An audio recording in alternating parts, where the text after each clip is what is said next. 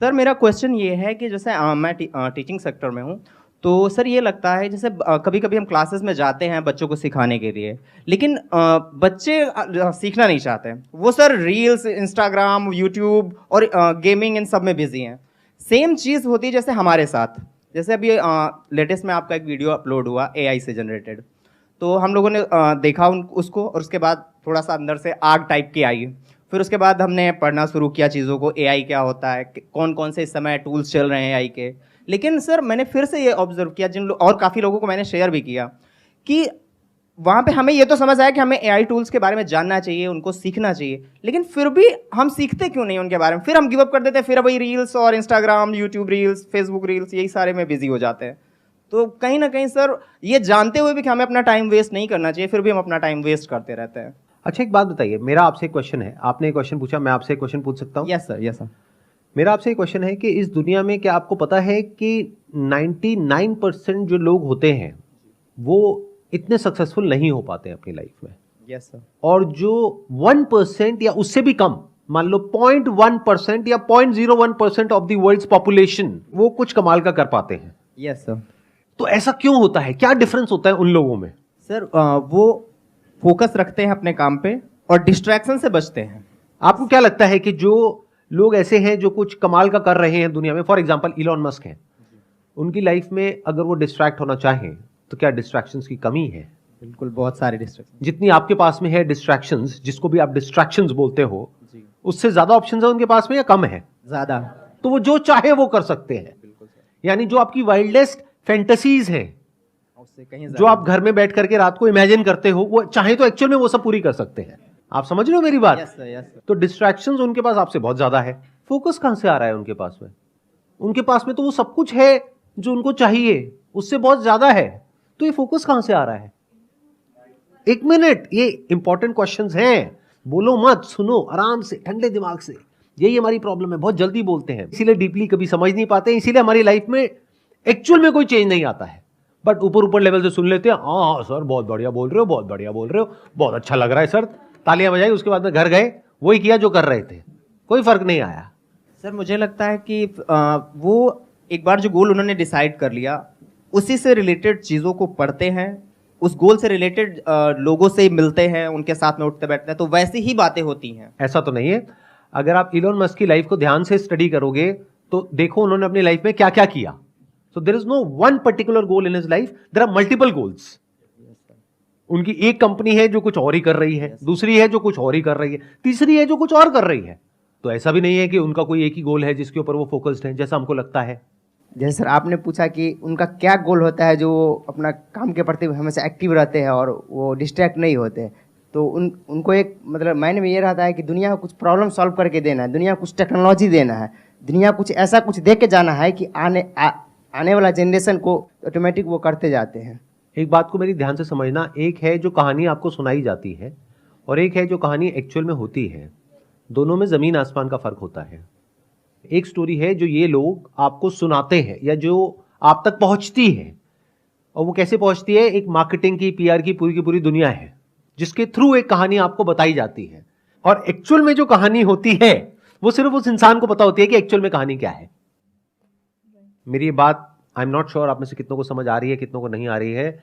एक है आपके माइंड में जो इमेज बनी हुई है एक पर्टिकुलर एंटरप्रेन्योर की, जो हो सकता है पीआर की और मार्केटिंग की पूरी मशीनरी है। उन्होंने एक स्टोरी क्रिएट करी है और उस स्टोरी के अकॉर्डिंग, उस नैरेटिव के अकॉर्डिंग कुछ एक्शंस ले रहे हैं जिससे कि उनकी इमेज पॉजिटिव बिल्ड हो आपके माइंड में, जिससे कि आप उन पे ट्रस्ट करो और आपको लगे कि वो बहुत अच्छे इंसान है। क्योंकि अगर आप उन पे ट्रस्ट नहीं करोगे तो वो कोई भी काम नहीं कर सकते हैं। अगर वो कोई भी काम में सक्सेसफुल होना चाहते हैं तो उनको आपका ट्रस्ट चाहिए। तो पहले तो इस कहानी को डिकोड करना सीखो लाइफ में, और उनको छोड़ो। आप भी तो ऐसे ही हो। एक कहानी है, आप में से कितने हैं जो मैरिड है? हाथ ऊपर करिए। तो एक कहानी है जो आप अपने हस्बैंड को या वाइफ को सुनाते हैं, और एक कहानी है जो एक्चुअल में आपके अंदर चलती है। दोनों में फर्क है या नहीं है? हर इंसान का एक होता है एक्चुअल मोटिवेशन, वो अगर उसने आपको बता दिया तो आपको उस इंसान से नफरत हो जाएगी। तो एक है उसकी रियल मोटिवेशन, एक है जो वो प्रोजेक्ट कर रहा है। मेरी बात समझ नहीं आने वाली। 99% लोगों को नहीं आने वाली। क्यों? क्योंकि ऐसे ऐसे लोग हैं जिनके बारे में मैं बात कर रहा होता हूं अपनी वीडियोस में कि ये लोग एक नंबर के चोर हैं, फ्रॉड है, घटिया हैं, और नीचे कमेंट में जाकर के लोग मेरे नाम को उनके नाम के साथ में जोड़ करके कहते हैं बस यही 5 लोग सही है, और मैं उन्हीं की बात कर रहा हूं।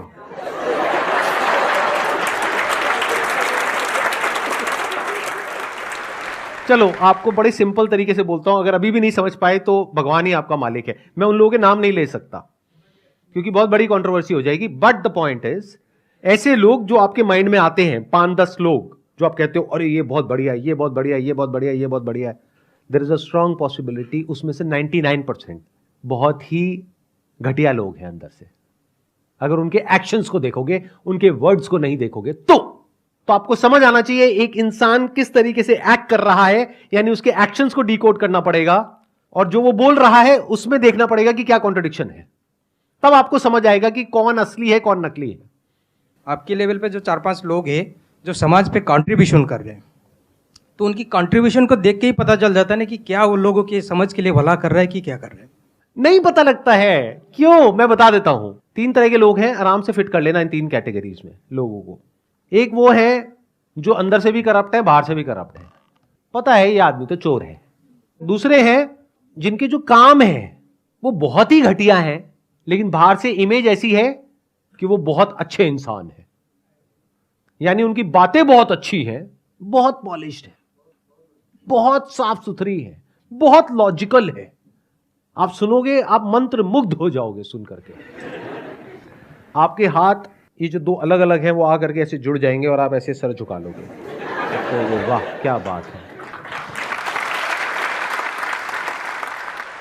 यानी उनकी बातें बहुत कमाल है, आप उनकी बातों में ऐसा खो जाओगे कि और कुछ आपको समझ ही नहीं आएगा। आपका मन करेगा बस बैठ करके उनकी बातें सुनते रहो।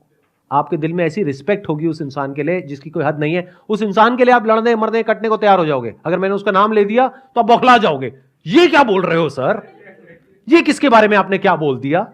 ये दूसरी कैटेगरी के इंसान में फर्क समझ आ रहा है। बाहर से बहुत ही इंटेलेक्चुअल, लॉजिकल, प्रैक्टिकल, लेकिन जब उनके एक्शंस देखोगे तो वहां पे आपको सिर्फ ग्रीड नजर आएगी, सेल्फिशनेस नजर आएगी। ये दूसरी कैटेगरी हो गई।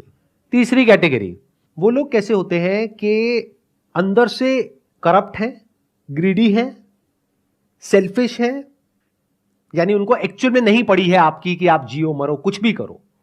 बाहर से अपनी एक ऐसी इमेज बना दी कि मैं बहुत अच्छा इंसान हूं, फिर उस इमेज को इनकैश किया, और अगर आज उनके पास में 10 करोड़ है तो अगले 3 साल में उनके पास में 100 करोड़ आ गया, 1000 करोड़ आ गया, और उस 1000 करोड़ में से 10 करोड़ या 20 करोड़ वापस से रोटेट कर दिया आप ही लोगों में और अपनी इमेज को और स्ट्रांग कर दिया। कुछ बहुत बड़े लेवल पे गड़बड़ कर रहे हैं, लेकिन कुछ छोटे लेवल पे अच्छा काम कर रहे हैं, उस अच्छे काम को हाईलाइट कर रहे हैं, जो गड़बड़ है उसको छुपा रहे हैं, और दुनिया की नजर में बहुत अच्छे इंसान हैं। दुनिया उनके लिए लड़ने को, मरने को, कटने को तैयार है। चौथी एक कैटेगरी है जहां पर रेयरेस्ट ऑफ रेयर कुछ लोग होते हैं। वो कैसे होते हैं? जो अंदर से भी कुछ बदलाव लेकर के आना चाहते हैं और बाहर से भी कोशिश कर रहे होते हैं, और वहां पर कोई कॉन्फ्लिक्ट नहीं होता है, यानी उनके अंदर की दुनिया और बाहर की दुनिया में कोई फर्क नहीं होता है। जैसे वो अंदर से है वैसे ही बाहर से है, यानी कि कोई प्रोपेगेंडा नहीं है, कोई पीआर नहीं है, कोई मार्केटिंग नहीं है, जो है सो है। बट ऐसे लोग रेयरेस्ट ऑफ रेयर होते हैं। अब ऐसे लोग कैसे बनते हैं? क्या ये आपका क्वेश्चन है? इस कैटेगरी में आपको आना है या बाकी की जो 3 कैटेगरीज है उसमें आना है? क्योंकि जो बाकी की 3 कैटेगरीज हैं उन लोगों के पास भी पैसा कम नहीं है, पावर कम नहीं है। अगर उस तरह से आप फोकस होने की बात कर रहे हो तो आपको क्या चाहिए? आपको ग्रीड चाहिए, आपके अंदर लालच होना चाहिए। बाहर से आप जो मर्जी दिखाते रहो, अंदर से डिजायर फॉर मोर होना चाहिए, हंगर फॉर मोर होना चाहिए। जिसके अंदर है वो आगे बढ़ता रहेगा, कितना ही आगे बढ़ जाओ कोई लिमिट ही नहीं है। जिसके अंदर नहीं है वो नहीं बढ़ेगा। इन सिंपल वर्ड्स, उसके लिए बर्निंग डिजायर चाहिए अंदर से वो करने का। तो रास्ते में जो भी आएगा आप उसको मिटा दोगे, हटा दोगे, और आगे बढ़ते चले जाओगे अपने गोल की तरफ। तो क्या इस तरह के गोल सेटिंग की आप बात कर रहे हो? इस तरह की ग्रोथ की आप बात कर रहे हो जो आपके लिए तो अच्छी हो, बाकी सबके लिए चाहे बुरी हो उससे फर्क नहीं पड़ता है। जब आप ग्रोथ की बात करते हो तो आप ऐसे ही लोगों को देख करके चमकते हो और ऐसे ही बनना चाहते हो, चाहे आप एक्सेप्ट करो या ना करो। तो आपको इससे फर्क नहीं पड़ता है कि वो इंसान जो आपका आइडल है वो करप्ट है अंदर से या एक्चुअल में अच्छा इंसान है। आपको बस उसके जैसा बनना है, उसके लेवल पे आना है, चाहे उसके लिए उसको भी हटाना पड़े वहां से तो आप हटाने को तैयार हो, बाकी सबको कुचलना पड़े आप कुचलने को तैयार हो। आपको किसी से कोई फर्क नहीं पड़ता है। आप लोगों को नौटंकी ही समझ आती है, नौटंकी ही आपके लिए सच है। और सच क्या है वो तो आप देख ही नहीं सकते, डाइजेस्ट ही नहीं कर सकते। अगर सच देखते हो तो आपको लगता है कि ये कुछ बहुत ही गलत कर रहा है इंसान। फॉर एग्जाम्पल किसी सेलिब्रिटी की वीडियो देखते हो कि वो कह रहा है कि नहीं मेरे को तुम्हारे साथ में फोटो नहीं खिंचानी है, तो आप क्या कहते हो, कितना एरोगेंट है। जबकि सच यही है, कोई आपके साथ में फोटो नहीं खिंचाना चाहता है। जब नए नए स्टार बनते हैं, नए नए फेमस होते हैं तो बड़ा मजा आता है फोटो खिंचा करके। एक पॉइंट के बाद में जा करके इरिटेटिंग होता है।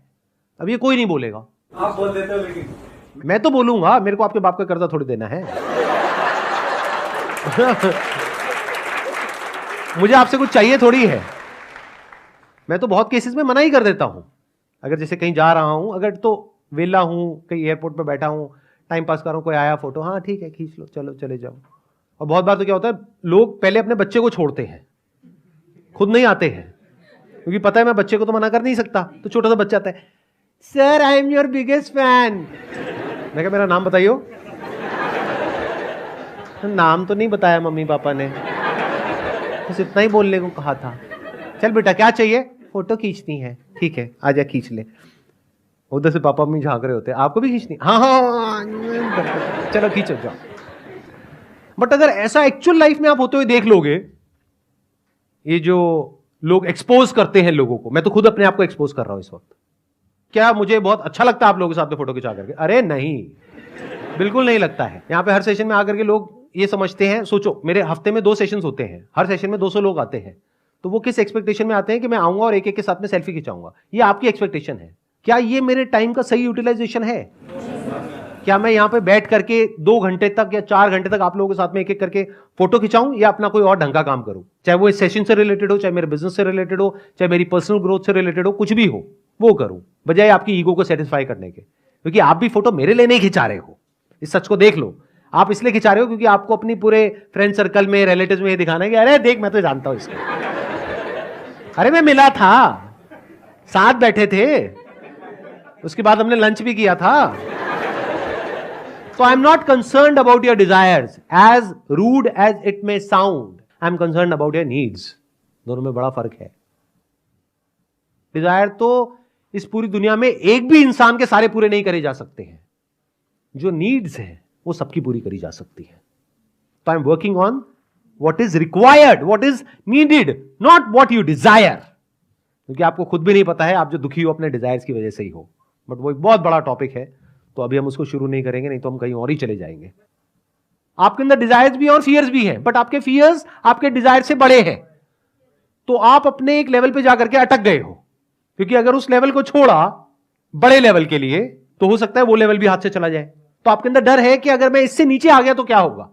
तो ये डर आपको आगे बढ़ने नहीं देता है। मतलब जिसके अंदर फियर डिजायर से बहुत ज्यादा है वो लाइफ में आगे नहीं बढ़ पाएगा, एक लेवल पे आकर के रुक जाएगा। 99% लोग ऐसे ही हैं। बट कुछ लोग ऐसे होते हैं जिनके अंदर डिजायर फियर से बड़ा होता है।